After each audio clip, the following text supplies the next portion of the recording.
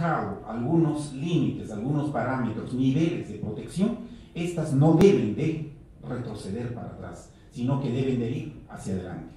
El caso concreto de este proyecto de ley que hoy se discute en nuestro Parlamento, en virtud del cual se habla de que los bienes culturales solamente van a conservarse a través de las fachadas, es decir, no viendo el bien en su integridad, en su conjunto, sino solamente de las fachadas.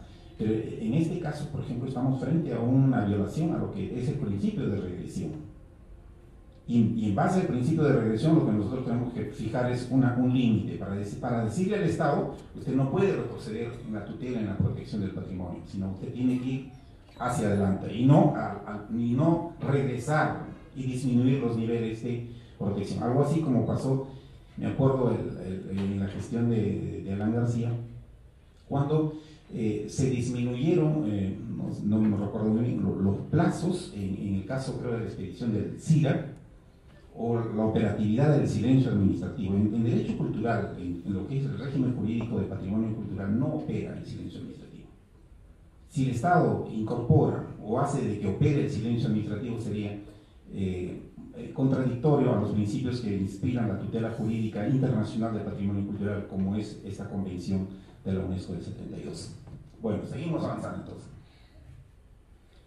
Decía entonces que definitivamente estamos frente a la existencia de un derecho internacional de la cultura, y particularmente como hay diversos sectores, diversas parcelas, o podríamos decirle subsectores.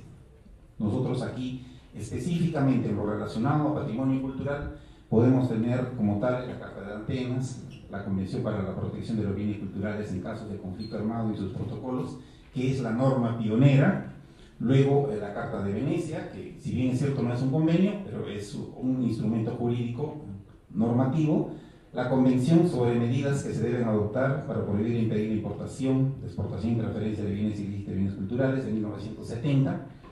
La Convención para la Protección del Patrimonio Mundial Natural y Cultural, de 1972, que es lo que hoy nos convoca. El Convenio sobre los bienes robados o exportados ilícitamente, del 95. La Convención sobre el Patrimonio Cultural Subacuático, del 2001. La Convención para la Salvaguardia del Patrimonio Cultural Inmaterial, y la Convención para la Protección y Promoción de la Diversidad de las Expresiones Culturales. Aquí podemos presentar rápidamente cuáles son las fuentes formales del derecho internacional del patrimonio cultural. Y yo quisiera hacer una pequeña apreciación. El año 70 y el año 72 es muy rico para la UNESCO en materia normativa, porque como si nosotros nos detenemos un poco, vamos a poder apreciar que dos instrumentos fundamentales, vitales para la tutela jurídica del patrimonio natural y cultural han sido expedidos en 1970 y el otro en 1972. Y de ahí como que hemos experimentado una especie de una pausa, de un descanso, de un retroceso. Pero también este marco jurídico va a recoger un poco lo que es la evolución del concepto de patrimonio cultural, que va cada vez más en un proceso de construcción. En un proceso de construcción porque, por ejemplo, como vamos a ver, la Convención del 72 básicamente habla de patrimonio cultural material y no se ocupa del patrimonio cultural inmaterial. Esa fue la primera visión, la concepción. Pero como el proceso, como el patrimonio cultural está y sigue estando en construcción, nosotros, por ejemplo, encontramos aquí en el 2003 esta Convención para la Salvaguardia del Patrimonio Cultural Inmaterial o Intangible. Entonces aquí he querido presentarles a ustedes las principales fuentes formales del derecho internacional del patrimonio cultural. Seguimos. ¿Qué es, en esencia, la Convención de la UNESCO de 1972? Primero, tenemos que concluir con esto, y somos categóricos en reconocerlo. Es el principal, de todos los instrumentos que nosotros hemos mencionado anteriormente, es el principal, es el más importante. Instrumento jurídico internacional vinculante, con carácter obligatorio, que más ampliamente se ha reconocido y que tiene esta doble tutela, tanto del patrimonio natural como del patrimonio cultural. ahí radica la importancia, porque tiene esta doble visión, una visión holística, porque abarca no solamente los bienes del patrimonio natural, sino los asocia a una protección de los bienes del patrimonio cultural. Y porque es el más ampliamente reconocido, hasta hoy, entre todos los instrumentos jurídicos que anteriormente hemos mencionado, es el que tiene más adhesiones y ha sido ratificada hasta la fecha por 188 estados partes, es decir, ampliamente reconocida. Y ha generado dentro de lo que es la lista del patrimonio mundial hasta ahora 936 sitios que han sido inscritos. Estamos, es decir, casi llegando a los 1000 bienes de la lista mundial, tanto del patrimonio natural, patrimonio cultural o patrimonio mixto, respecto del cual seguramente la doctora Mariana va a hablar de aquellos bienes que están ubicados en el Perú. Y también vamos a decir por qué es importante esta convención de la UNESCO, porque representa un sistema internacional de protección del patrimonio cultural y natural bajo este concepto de la excepcionalidad. Ahí está la característica. Uno, la universalidad, la excepcionalidad, es decir, que este bien tiene que representar un bien trascendental e importantísimo para la comunidad internacional, que merezca ser protegido, que merezca ser conservado. Y bajo los principios de solidaridad, de cooperación. Entonces, concluimos que el derecho cultural es en esencia, en materia de patrimonio cultural, es en esencia solidario. Porque lo que se busca es proteger, es tutelar bienes culturales que van a corresponder a presentes y a futuras generaciones. Es decir, tiene un carácter intergeneracional, o diríamos, es un derecho transgeneracional. Seguimos. ¿Por qué se expide la Convención de la UNESCO del 72? ¿Por qué? Porque la comunidad internacional en 1972, después de tener ya problemas en relación a la Segunda Guerra Mundial, a la destrucción, al deterioro, a la depredación de los bienes del patrimonio cultural, se llega a la siguiente conclusión. Primero, el deterioro o la desaparición de un bien del patrimonio cultural constituye un empobrecimiento nefasto del patrimonio de todos los pueblos del mundo.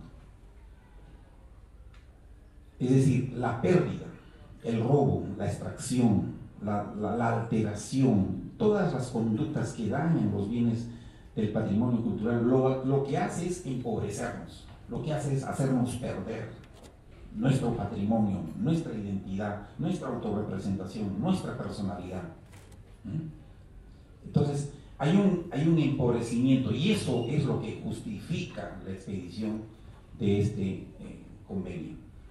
Pero también se expide este convenio porque los bienes culturales y naturales demuestran la importancia que tiene para todos los pueblos del mundo y la conservación de esos bienes únicos e irreemplazables. Y aquí nuevamente recurrimos a la solidaridad. No importa dónde se encuentre el bien, porque los bienes, entonces, esto ya es cosecha nuestra, porque los bienes del patrimonio cultural en cuanto a su tutela no tienen nacionalidad, son universales, pertenecen a toda la comunidad en sí. Entonces, la destrucción del bien que se produzca en Italia nos afecta, porque empobrece ese patrimonio cultural mundial al cual nosotros también tenemos derecho por tratarse de un bien colectivo, de un bien público, común, que pertenece a todos en general y a nadie en particular. Ahí está la esencia. Y porque incumbe a la colectividad internacional entera participar en la protección del patrimonio cultural y natural de valor excepcional, prestando una asistencia colectiva que, sin reemplazar a la acción del Estado interesado, la complementa eficazmente. Y es que la tutela del patrimonio cultural y natural es y está orientado, básicamente encargado al Estado. Pero es también nosotros, si decimos que nosotros tenemos derecho al patrimonio cultural, el correlato, o sea, es que también tenemos el deber. Entonces, como sociedad civil la estamos entendiendo así. Si tenemos el derecho, lo lógico, el correlato, es que también tenemos el deber de participar en la gestión del patrimonio cultural. Y por eso es que no solamente tenemos el derecho humano al patrimonio cultural, otro concepto que nosotros venimos trabajando para introducirlo en el ordenamiento y el sistema jurídico. Nosotros desde el Instituto venimos planteando la reforma de la Constitución para que en el artículo 12 diga textualmente: todo ciudadano peruano tiene derecho al patrimonio cultural. Pero también, y esta es una ausencia en nuestra Ley General de Patrimonio Cultural, que seguramente Alberto lo va a desarrollar, debe de reconocérsenos el derecho a la información, el derecho a la participación en la gestión del patrimonio cultural, como derechos fundamentales. Si se nos está reconociendo esto como atributos, como potestades, pues estamos perfectamente legitimados y habilitados para intervenir en la gobernanza de bienes culturales y naturales, que no solamente es responsabilidad del Estado, sino que también es compartida con la sociedad civil. Seguimos. ¿Y qué puede modificar que un bien tenga esta, diríamos, esta marca, ahora que hablamos de marca, la marca Perú, que tenga esta marca, esta denominación de patrimonio mundial? ¿Cambiará, modificará algo el concepto tradicional de propiedad privada? ¿Trastocará ese concepto? Porque nosotros siempre estamos formados y siempre seguimos formados en tutelar, en defender y en proteger intereses personales, derechos personales, propiedad personal, individual. Pero aquí el concepto se va ampliando. Y entonces hablamos de patrimonio cultural de la humanidad entera. Oiga, entonces, este patrimonio que antes era, por ejemplo, por citar el caso Cotos, ¿solo será de los huanuqueños, del cual procedemos? Pues que ya es un bien de la comunidad, de la humanidad entera. Aquí entonces ha ido ya evolucionando el concepto también de patrimonio, de lo local hacia lo regional y de lo regional hacia lo universal. Hoy, con este fenómeno de la globalización, prácticamente ya hablamos de bienes mundiales, de bienes universales, bajo estos conceptos que la doctrina lo emplea. Puede ser patrimonio cultural de la humanidad entera, patrimonio mundial o patrimonio común de la humanidad. El concepto que les guste, quédense, porque al final va a ser lo mismo. Es un patrimonio de todos en general y de nadie en particular. Solo que tiene una característica, una dimensión planetaria. ¿Por qué? Porque pertenece a toda la comunidad internacional.